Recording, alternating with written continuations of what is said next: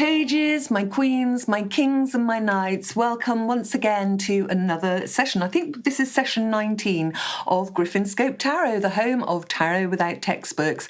I've got three major areas that I want to cover today. My first area is, and I'm just going to open this out, I want to do one for perhaps Dee or one from the old school, maybe Nana Rose or somebody.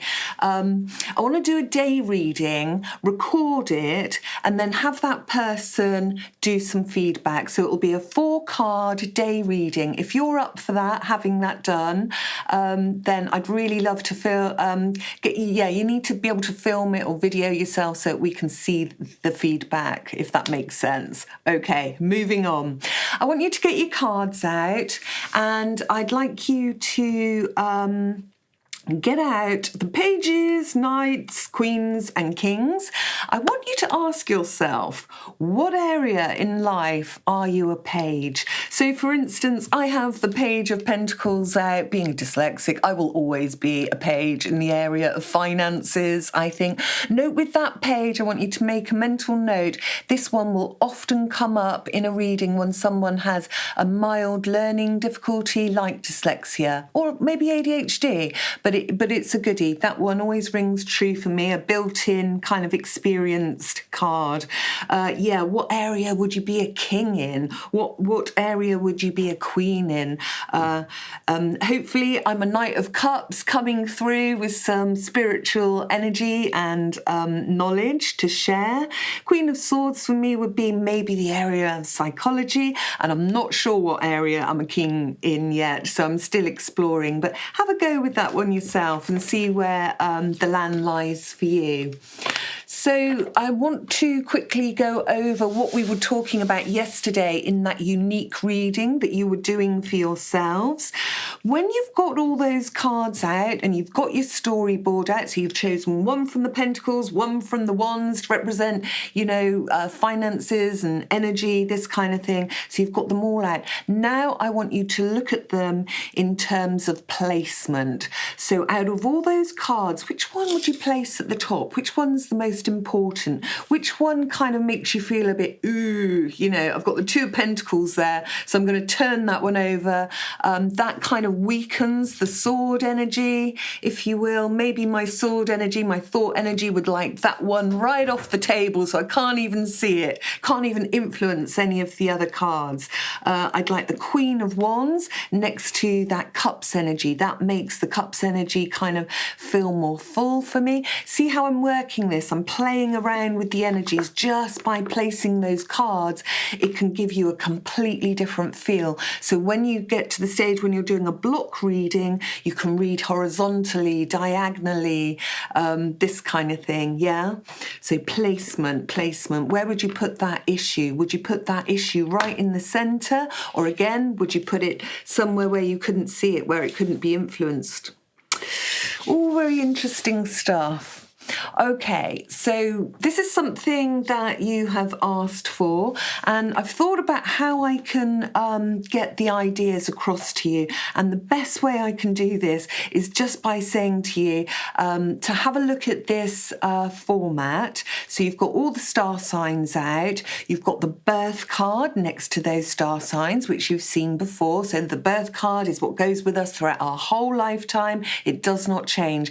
And then you've got the birth pairing card. This is the polar opposite, the opposite energy of what your birth card is. How are you going to be learning the spiritual lessons of what your birth card actually is through the polar opposite card? So let me just show you what I mean. So say if you were a Gemini, for instance, you would be signified as a birth card by the Lovers card. What would be the polar opposite of that? Oh my goodness. The devil.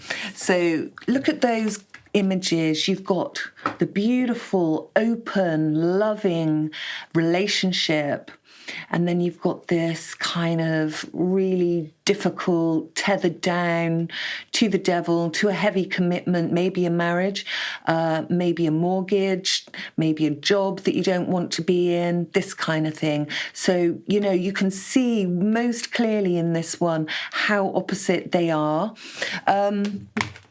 with that information, you can really work those energies, can't you, to your advantage, so that you've got a path of least resistance going on, if you like. So that would be Gemini. This one, the Emperor and Death. So we've got, and they work vice versa as well. So if you're an Aries, the Emperor, that's going to relate to you. That's going to be your polar opposite, the Death. If you're Scorpio, that's how you're going to be learning it, that way round, with the Emperor being the polar opposite. So it's kind of tricky, but it really does work, and it really helps give you a foundation to the character that you're dealing with. Now, this was something that was taught to me when I was 27.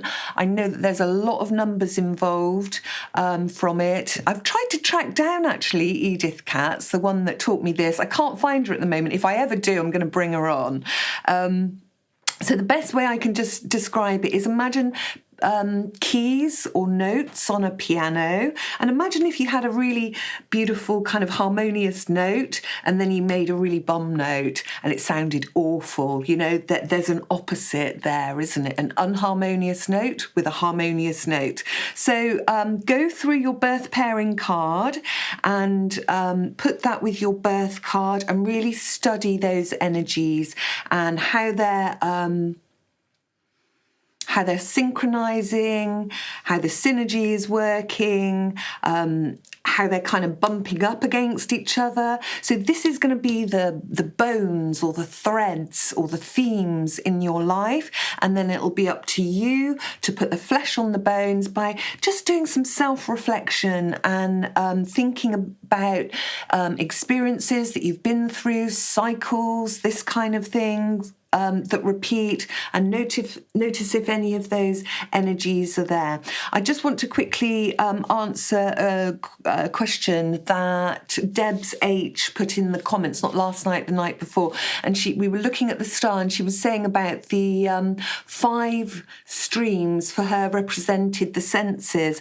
Absolutely spot on. Lovely that you found that in your own way. But I'd also say to Debs, where is the 6th sense depicted in the picture? There are 6 senses always. Okay, so that's your homework. Get to work on the pages, the knights, the kings, the queens. Where are you in your life? If there's anybody that would like a demonstration, but you need to be okay with being videoed on your feedback for a day reading by me. And get to grips with your birth card and your birth card pairing. All good stuff, guys. Gosh, I crammed so much into such a small amount of time. Just take your time, go through the video a couple of times if you need to. Don't make notes, trust the process. Go to where you're pulled to first of all. Right then, take care. I will see you tomorrow on the next. Bye for now.